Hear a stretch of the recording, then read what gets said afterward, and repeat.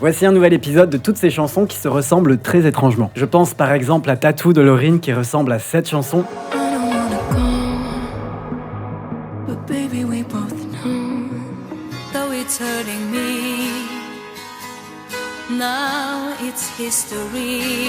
Ou encore ce titre de Katy Perry qui ressemble à cette chanson.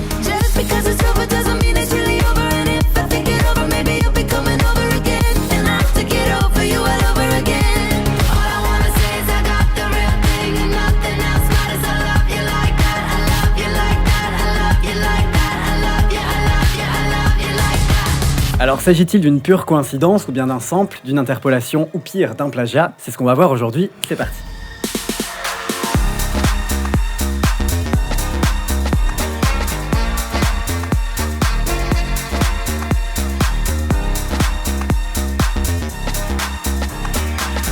Bonjour à tous, c'est Popsley, je suis très heureux de vous retrouver dans une nouvelle vidéo. Le dernier épisode des chansons qui soi-disant se ressemblent date d'il y a plus de 5 mois, et depuis vous avez été à nouveau très nombreux à m'envoyer vos suggestions, que ce soit en commentaire ou en DM sur Instagram. Et donc une fois de plus, j'en ai retenu plusieurs d'entre elles, et aujourd'hui on va voir s'il existe une réelle connexion entre toutes ces chansons. Eh bien let's go! Avant de passer au premier round, si vous êtes fan de musique pop et de pop culture, je vous invite dès maintenant à vous abonner à la chaîne et à laisser un pouce bleu à cette vidéo, ça m'aidera de ouf au référencement. Merci à tous. Alors premier round, on commence très fort puisqu'il s'agit de Tattoo de Loreen versus The Winner Takes It All de ABBA. Réécoutons ces deux chansons.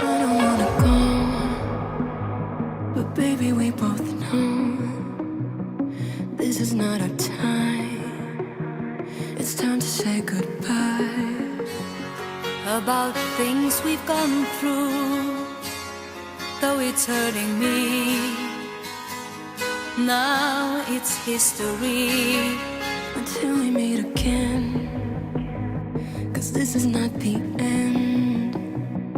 It will come a day I played all my cards, and that's what you've done too. Nothing more to say. We will find a way. Violins playing and the angels crying. When the stars align, then I'll be there. The winner takes it all. The loser is standing small beside the victory. That's her destiny. No one will care about the love, 'cause all I want is to be loved, and all I care about is you. Alors je me rappelle la toute première fois que j'ai entendu Tattoo de Loreen, elle m'a directement fait penser à une autre chanson, mais il m'a fallu un certain moment pour poser un nom dessus. Il y a effectivement quelque chose d'assez similaire dans la mélodie. Et pourtant, lorsque l'on regarde les crédits de la chanson de Loreen, les compositeurs de The Winner Takes It All n'y apparaissent pas. En tout cas, il n'y a pas eu de recours à la justice du côté de ABBA, donc il s'agirait potentiellement d'un pur hasard. Maintenant, dites-moi dans les commentaires si pour vous ces similarités sont bien trop énormes pour être qualifiées de simples coïncidences. En attendant, je vous propose de mélanger l'acapella de Loreen avec l'instrumental de The Winner Takes It All de ABBA. Vous allez voir, le résultat est assez surprenant. Écoutez. It's time to say goodbye until we meet again, 'cause this is not the end. It will come a day we will find a way. The winner takes it all. The loser is standing small. Alors ce n'est pas tout, puisqu'à la sortie de Tattoo, d'autres personnes ont pointé des similarités avec d'autres chansons. Je pense notamment à l'introduction de Flying Free, une musique jouée au piano qui date de 1999. Écoutez.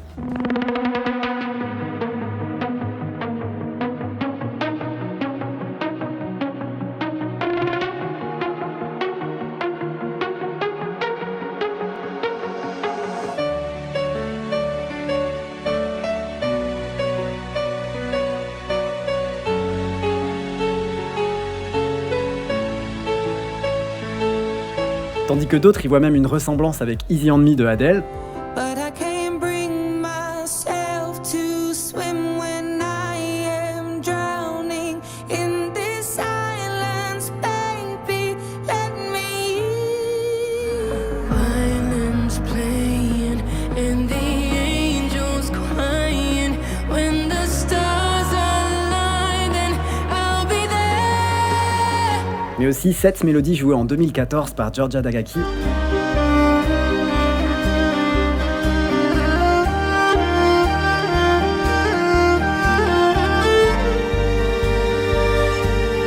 Et enfin, d'autres vont encore plus loin en y voyant un plagiat de Frozen de Madonna. Il est vrai qu'on retrouve un peu ce cadre céleste, légendaire, un peu mystique.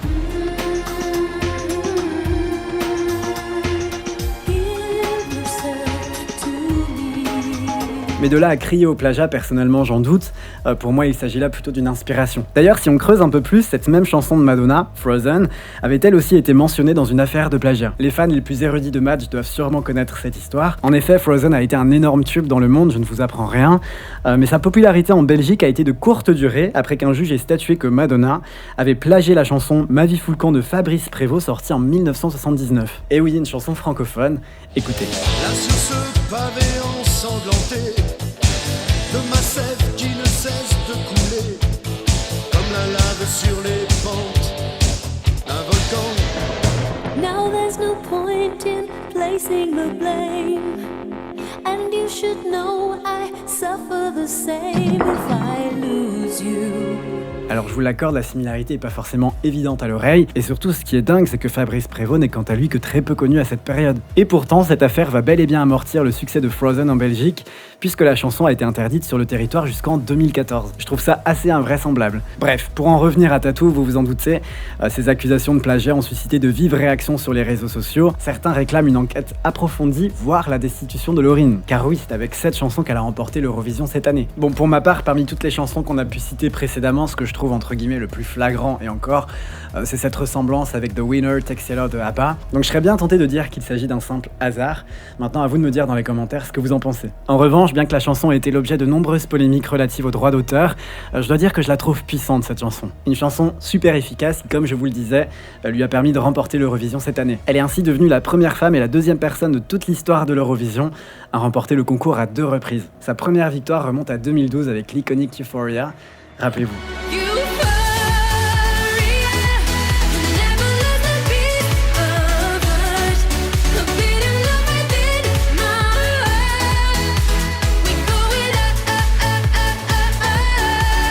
On passe tout de suite au second round avec l'une de mes chansons préférées de Bruno Mars, à savoir Locked Out of Heaven versus Message in a Bottle et Roxanne de The Police. On écoute ça maintenant.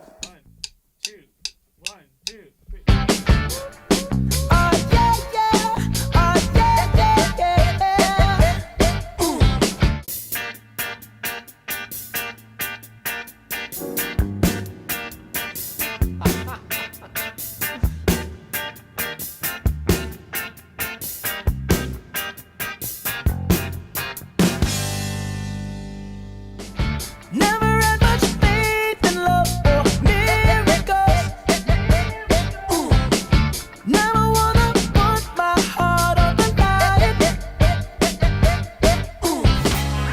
Just a castaway, island lost at sea. Another lonely day, no one here but me.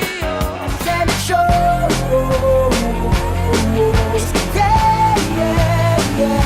Cause you make me feel like I've been locked out of heaven for too long.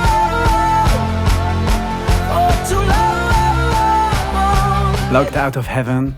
Je trouve qu'il n'a pas pris une ride ce titre. Après, est-ce que cette chanson me rappelle The Police? Oui. Est-ce qu'il s'agit d'une copie ou d'un plagiat? Je ne pense pas. Les mélodies sont nettement différentes, mais il est vrai que la production au global peut nous faire penser au plus grand tube de The Police. D'ailleurs, dès la sortie de Locked Out of Heaven, de nombreuses critiques n'ont pas tardé à souligner ses similitudes avec les plus grands succès de The Police. Et contrairement à ce que nous pourrions penser, Bruno Mars, quant à lui, n'y voit aucun inconvénient. Voici ce qu'il avait déclaré, je le cite. « On m'a dit que j'essayais d'écrire une chanson de The Police. Évidemment, j'ai grandi en écoutant The Police, j'ai grandi en jouant dans des bars, en chantant des chansons de The Police. Je me souviens même d'avoir interprété Roxanne, jouer ses premiers accords et voir tout le bar s'enflammer.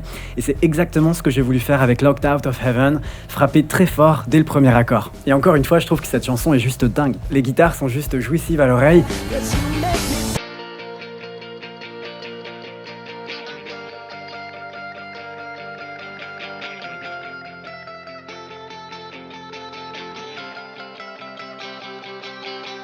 En fait, tout est très puissant dans cette chanson, sans parler des synthés.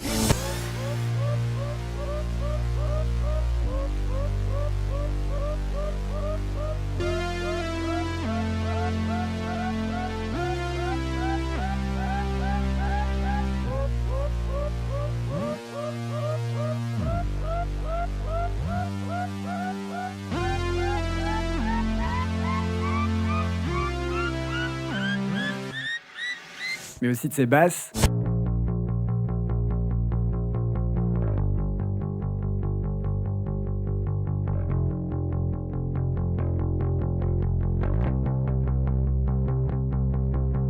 Et puis évidemment la voix incroyable de l'artiste et les chœurs. Yeah, you make me feel like I've been locked out of heaven for too long, for too long.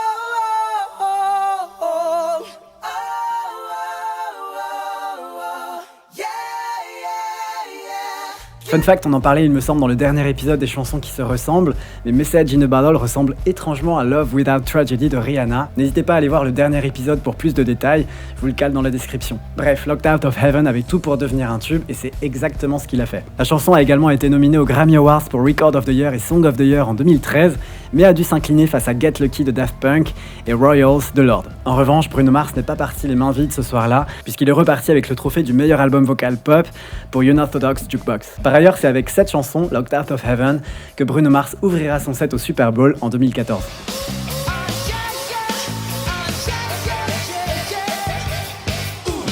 On passe au troisième round, mais avant ça, si vous passez un bon moment en regardant cette vidéo et que vous êtes fan de pop culture, je vous invite à vous abonner à la chaîne. Vous êtes plus de 8000 à nous avoir rejoints ce mois-ci, c'est juste énorme. On sera bientôt 100 000 d'ici quelques semaines, j'ai toujours du mal à y croire, donc merci à tous. Alors troisième round, enfilez votre baggy et sortez votre Nokia 3310. Vous l'avez compris, je vous ramène directement dans les années 2000 avec Dilemma de Nelly feat. Kelly Rowland versus Love, Need and Want You de Patti LaBelle sorti en 83. Réécoutons les deux chansons.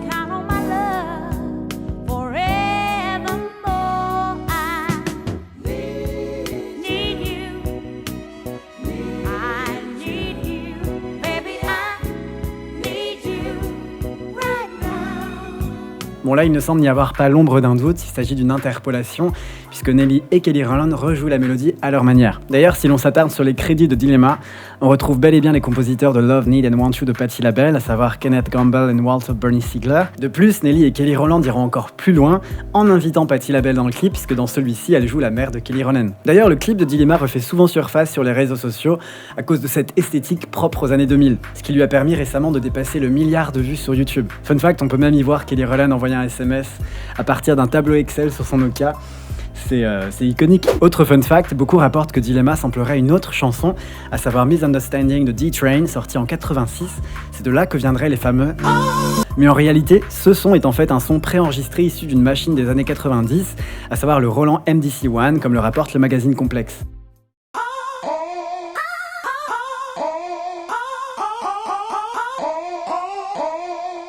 Selon Who Sampled, ce même son a été utilisé dans pas moins de 135 chansons à ce jour. Je pense notamment à cette chanson de Travis Scott,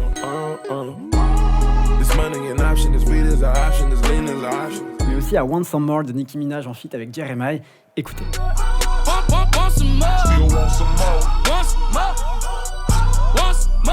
Ou encore à When I Think About It de Future.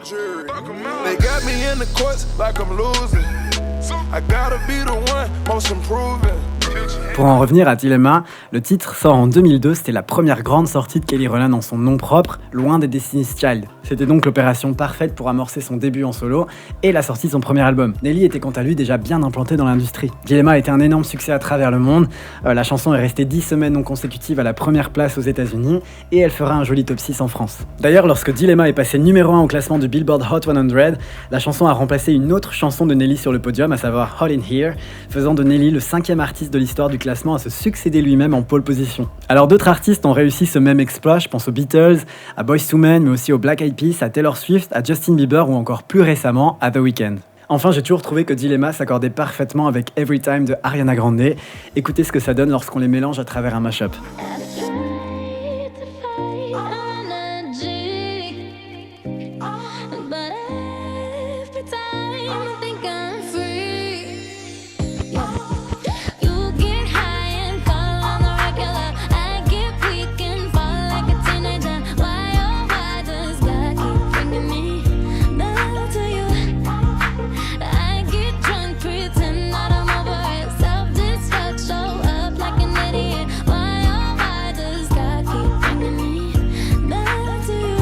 Et cela fonctionne également plutôt bien avec une autre chanson de Ariana Grande, à savoir Sometimes.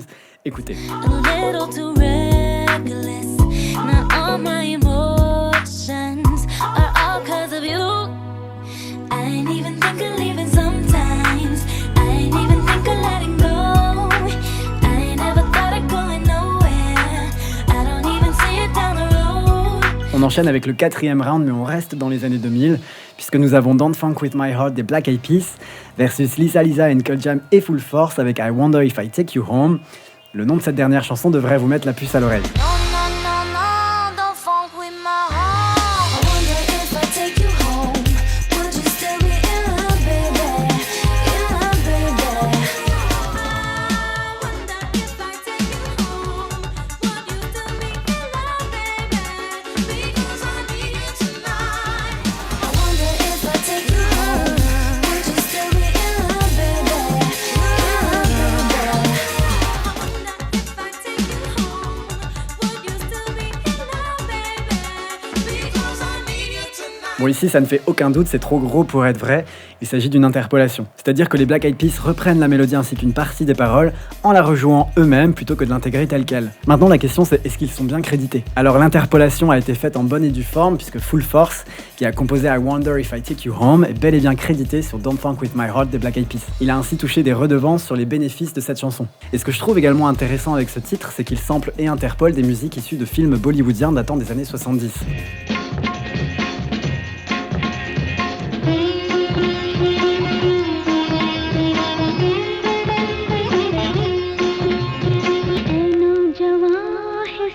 No, no, no, no, don't funk with my heart.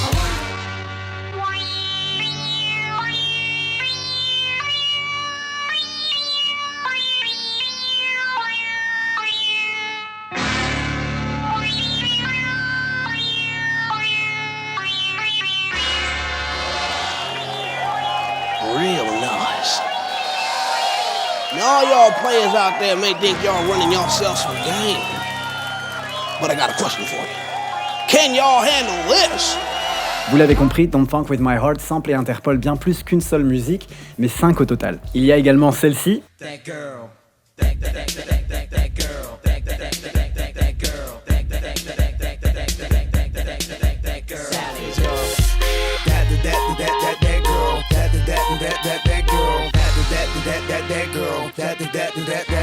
À vrai dire, ce n'est pas la première fois que will.i.am échantillonne autant de musique sur une seule et même chanson. Je pense entre autres à Fergalicious qu'il a également produit, où il sample là aussi plusieurs chansons. Je crois même qu'on en parlait dans le tout premier épisode de cette série il y a 2 ans. D'ailleurs, en parlant des Black Eyed Peas, je ne sais pas si vous vous souvenez de cette histoire concernant I Got a Feeling, qui a été produit par David Guetta. Je vous raconte l'histoire. En 1999, un certain Brian Pringle aurait envoyé une chanson nommée Take a Dive sous forme de démo à différents labels, dont Interscope Records, soit le même label que les Black Eyed Peas. Écoutez.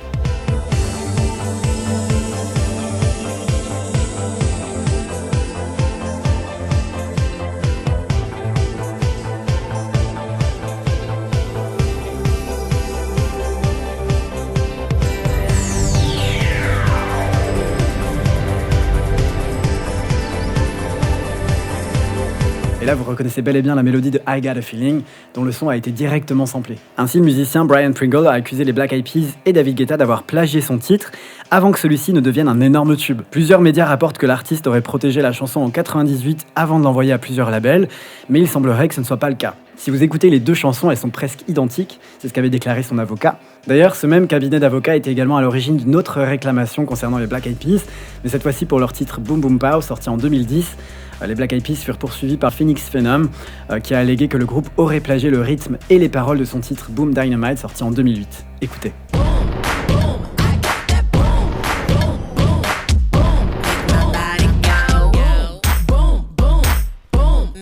beat go, go. Get that boom, boom, boom. Gotta get that boom, boom, boom. Gotta get that boom, boom, boom. Gotta get that boom, boom, boom. Maintenant, en ce qui concerne Brian Pringle et I Got a Feeling, information à prendre avec des pincettes, mais selon le Journal de Montréal, Brian Pringle demandait donc des dommages et intérêts ainsi qu'une partie des bénéfices réalisés par les Black Eyed Peas avec ce titre. Cependant, Brian Pringle n'a enregistré les droits de son titre Take a Dive qu'après avoir porté plainte contre les deux artistes.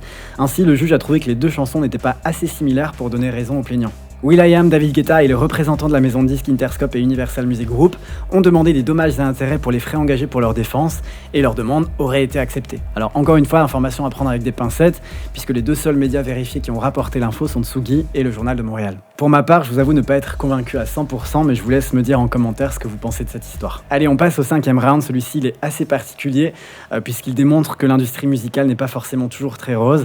Il s'agit de Miss You de Olivia Tree et Robin Schulz versus Miss You de South Star. Don't remind me of minding my own damn business.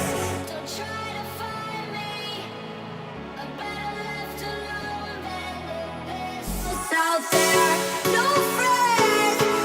I don't ever wanna see you and I never wanna miss you again. One thing, when you're angry, you're a chicken and you treat me like you're worth nothing.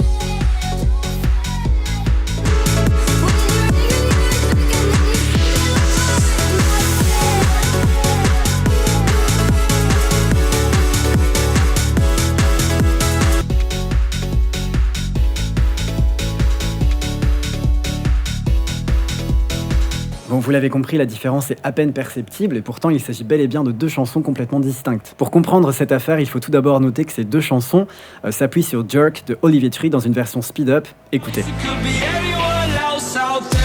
Don't fret. I don't ever wanna see you and I never wanna meet you again. Out there, no friends. I don't ever wanna see you and I never wanna miss you again. One thing. Alors que s'est-il réellement passé entre South Star, qui est un artiste émergent, et Robin Schulz, qui est un artiste un peu plus installé dans l'industrie? Si on se fie à la date de sortie des singles, c'est Robin Schulz qui serait entre guillemets fautif, puisque sa chanson est sortie après celle de South Star. Pour beaucoup, la version de Robin Schulz a été identifiée comme une copie directe de South Star, sous le même nom, le même sample et la même production. South Star n'a d'ailleurs pas tardé à faire part de son dégoût sur ses réseaux sociaux. Voici d'ailleurs ce qu'on pouvait lire sur un communiqué officiel de Sony Music, chez qui South Star a été signé. Avec le malheureux avantage d'avoir déjà une relation de travail, l'équipe de Robin Schulz a pu obtenir l'approbation du camp d'Olivia Tree pour devenir l'un des lead artistes sur sa version copycat. Seulement de son côté, South Star affirme également avoir obtenu l'approbation de Olivia Tree pour utiliser le sample et donc sortir sa version retravaillée sur les plateformes. Mais pour le label de Robin Schulz, ces déclarations semblent être bien loin de la vérité. En effet, voici ce qu'ils ont déclaré. La version d'Olivia Tree et Robin Schulz de Miss You est la version définitive de la chanson qui utilise à la fois l'enregistrement et la composition sous-jacente du morceau original d'Olivia Tree, à savoir Jerk.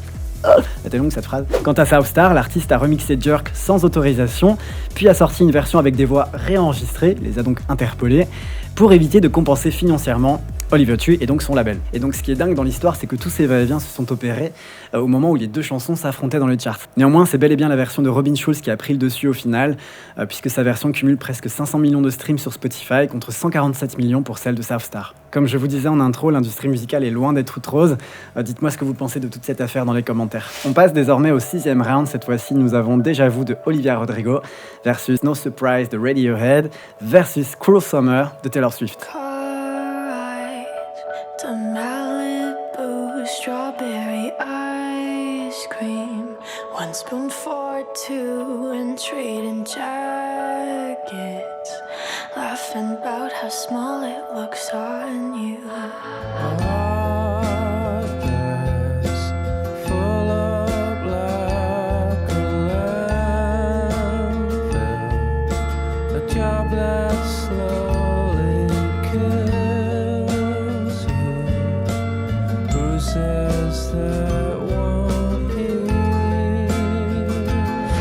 Get déjà vu. Strawberry ice cream in Malibu. Don't act like we didn't do that shit too. I'm drunk in the back of the car and I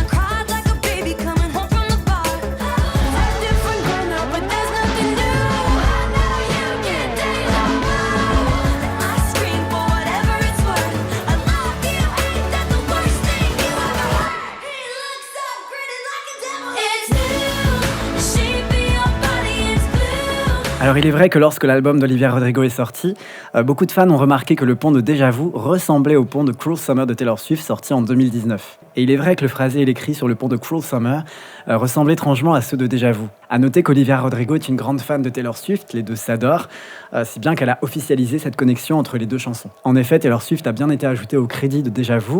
On y retrouve également Jack Antonoff, l'un de ses collaborateurs de longue date. Olivia Rodrigo a toujours reconnu l'influence massive de Taylor Swift sur son art, elle s'en est jamais cachée.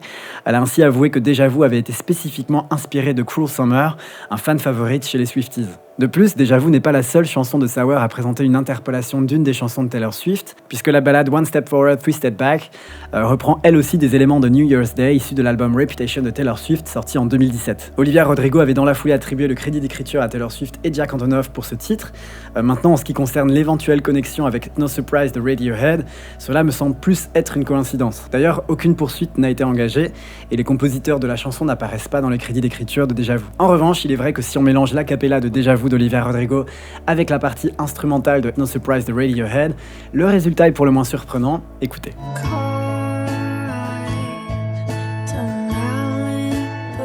Strawberry ice cream, one spoon for two, and trading jackets, laughing about how small it looks on you.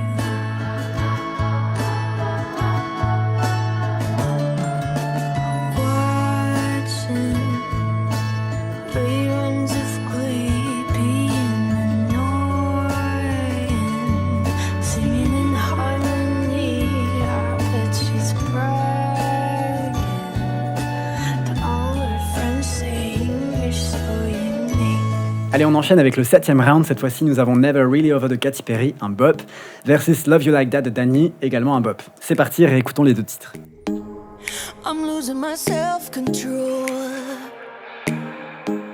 Yeah, you're starting to trickle back in. You hate that I usually don't open up. I know when I say it doesn't say enough. Tell myself, draw the line. And I do, but once in a while I trip up and I cross the line. And I think of you.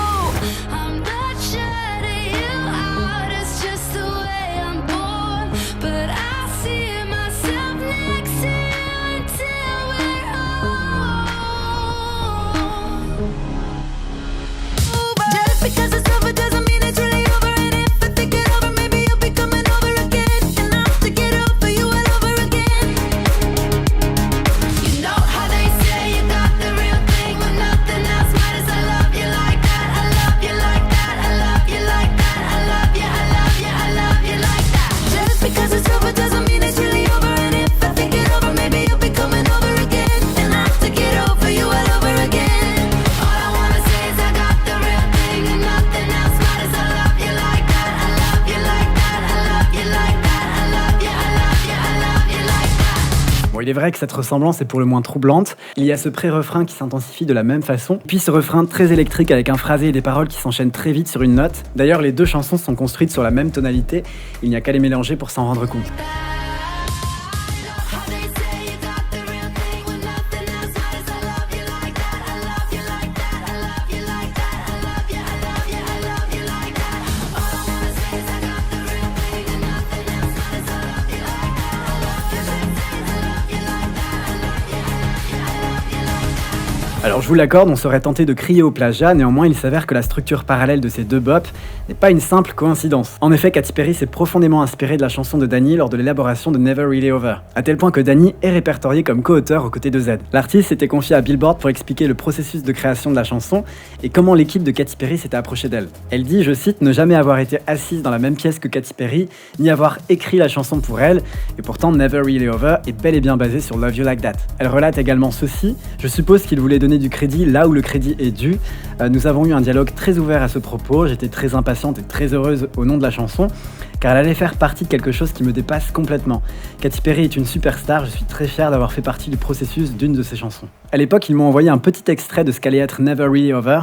Je me rappelle, j'étais en voyage et je n'avais pas d'écouteurs, je l'ai donc écouté sur mon téléphone. Et ma première impression, pour être honnête, ça a été mais en fait, ce n'est pas vraiment si similaire que ça. Mais une fois que la chanson est sortie, j'ai compris quelle était l'inspiration. Love You Like That est l'une des chansons qui me passionne le plus parmi mon répertoire.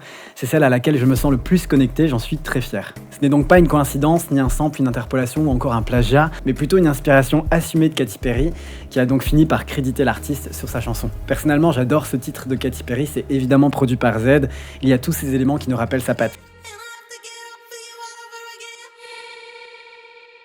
Just because it's over doesn't mean it's really over. And if I think it's over, maybe you'll be coming over again. And I have to get over you all over again. On retrouve une nouvelle fois le clock effect qui lui est propre.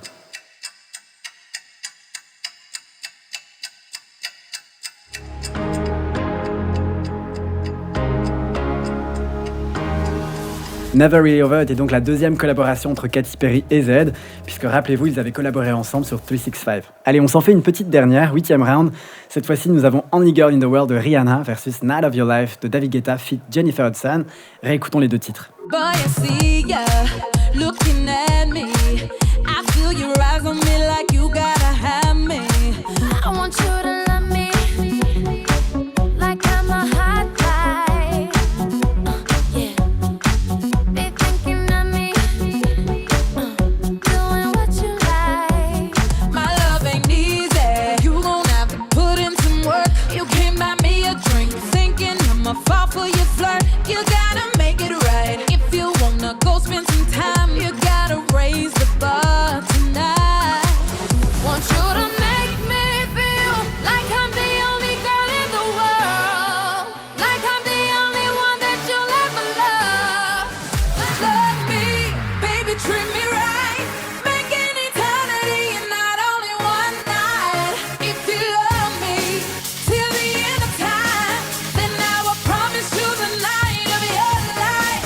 Want you to make me feel like I'm the only girl in the world, like I'm the only one that you'll ever love.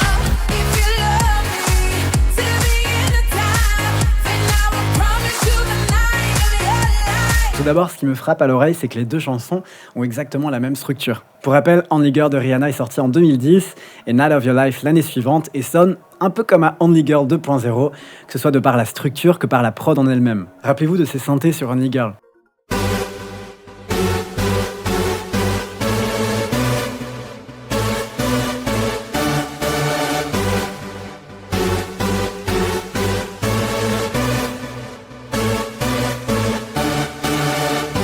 Il me rappelle directement ce de Night of Your Life.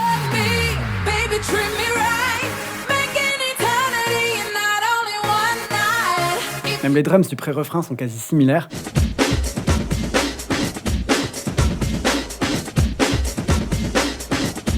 If you love me till the end of time, then I will promise you the night of your life. Et pourtant, l'une est produite par Stargate et l'autre par David Guetta. Ensuite, au niveau des paroles, Jennifer Hudson demande à son partenaire de la vénérer comme une reine, ce qui n'est pas sans rappeler Rihanna qui, elle, veut se sentir comme la seule fille au monde aux yeux de son partenaire. Enfin, ce qui peut expliquer cette ressemblance, c'est tout simplement le fait que les deux chansons ont été en partie composées par une même personne, à savoir Crystal Nicole, une chanteuse et auteure qui a écrit pour de nombreuses superstars, à savoir Janet Jackson, Jennifer Lopez, Mariah Carey, Beyoncé, Ciara, Jennifer Hudson ou encore Rihanna pour qui elle a composé Only Girl. D'ailleurs, elle en a chanté la démo, écoutez. I wanna make you beg for it, then I'ma make you swallow your pride.